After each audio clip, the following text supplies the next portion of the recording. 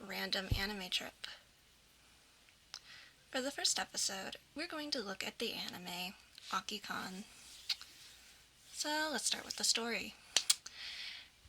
This guy randomly buys some melon soda because he's thirsty, quite literally too. And he has a thing for collecting rare soda cans. The melon soda wants to have meaning to her life instead of being thrown out after being used, so she becomes a soda girl when he drinks her, and then some edgy fun ensues. So we're dealing with sodas as girls, soda gijinkas all around. And because this is under the ecchi genre, everyone, and I mean literally everyone, or almost everyone, is sexually charged and may have some kinks or quirks to them that make them quote-unquote fun to watch. So the main lead, as I said, he has like a bit of a hard-on for sodas or whatever. And he sort of has like this big dirty mind and enjoys collecting rare sodas. Whatever floats your boat, but okay. And I guess like to add darkness to his backstory, he had to use a gun to injure someone, and that's like what makes his character more deep and darker and stuff to understand. He's not like your typical harem protagonist. Okay, and then we have a childhood friend named Najimi. She's delusional about everything, and she usually, like, sometimes she'll act like a dere, which is like the one that's just like lovey-dovey and sweet to everyone, which for the most part is her character, but there are some times where she almost acts a little bit out of character, where she's almost acting like a yandere or something, doing some crazy shenanigans. Just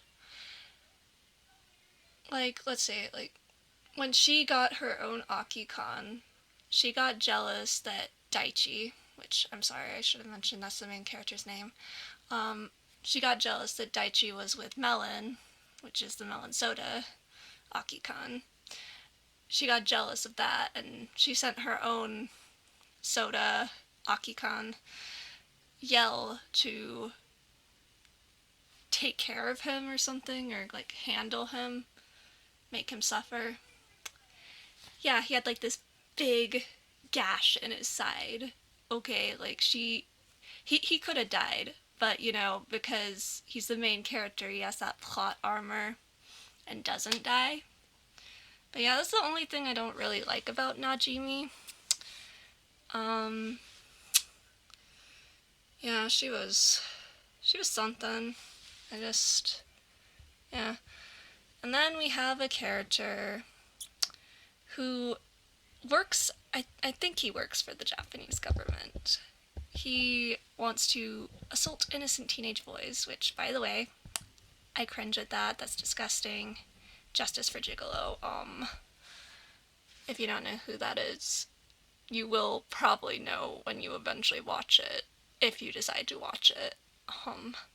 But he works for the government and investigates Akikans. He's not a very fun character to watch on screen. If anything, I feel a bunch of joy when he's off screen, because it's just, any scene he's in, he just manages to make the scene very uncomfortable. Which is just, yeah, it's not a fun watching experience. Least favorite character. And, like, he has, like, this assistant who he always calls her by her first name instead of her last name, and that's her thing. She corrects him on it every episode. That's pretty much her big thing. She doesn't really do anything else but, like, assist him and maybe be the teacher at their school to investigate closer with the Akikans and their owners. Then we have side character that likes occultic stuff, has a lot of misandry energy going on. Not a big fan. Like it's just, I hate this character in any harem series. Just the big man-hating character that only likes girls. just shake my head. She just like pushes too hard to try and make Najimi like her and stuff, and gets mad at the smallest things, even if it's not the guy's fault. I hate characters like her. And then let's talk about the soda girls. First we have Melon. She's your typical tsundere, literally the main lead's first kiss. And in Japan there's like that saying with like, the first kiss tastes like a melon soda. So this was like quite literally for him and Melon. She likes the idea of not being thrown away after the soda is drunk. Which, because if she's thrown away, she feels like her purpose in life is just lost as a result.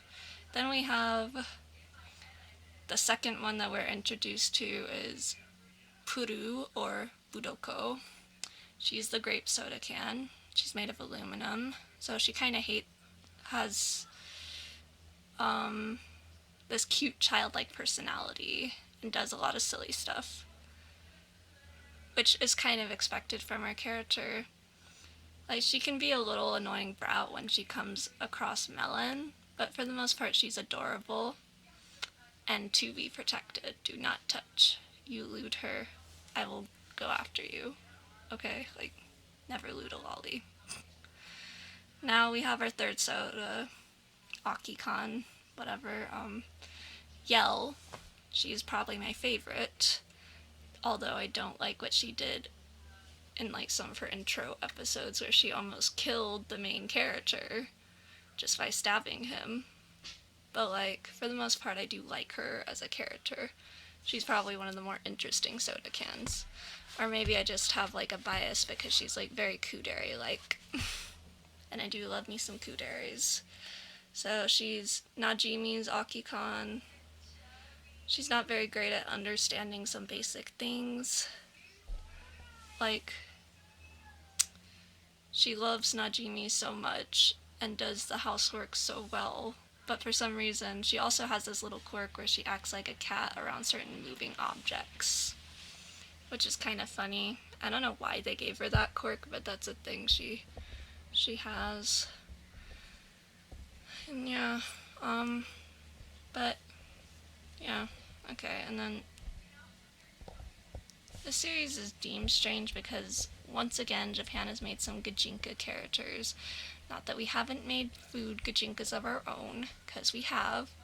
It's just we didn't have, like, a word for it except anthro as a thing, like just certain anthros. Like, for example, our versions of this kind of thing might be like VeggieTales. Of course, VeggieTales has like a more wholesome purpose, which is to like teach about Christianity and all that and whatnot, which is like good wholesome fun. So compared to this, which is like just making the girls like making soda cans into girls for fun of ecchi shenanigans, like fan service. But yeah, I don't find the sodas as girls so much as weird as I do with the ecchi part mixed with the sodas. I feel like if I wanted to improve the series, I'd probably just make it a romance anime. Like, it'd still be weird, like a quirky rom-com, but like it would just like, at least the like melon soda tasting kiss sort of thing would make for maybe an interesting theme. I don't know. Now, do I recommend it? Sure. If you like gijinkas, just go for it. If you love older ecchi anime that focus on more quirky ideas and fan service, go for it. I probably will not ever watch it again, but that's okay because others can still find enjoyment in it. Now, is it as weird as people say? Absolutely. I thought people were exaggerating, but no, they were very upfront about what this series is. It definitely belongs up there with many weird anime series. But yeah, if you want to watch it, go for it. This has been Random Anime Trip, and me, that random Cardcaptor. See ya, and go catch that good anime.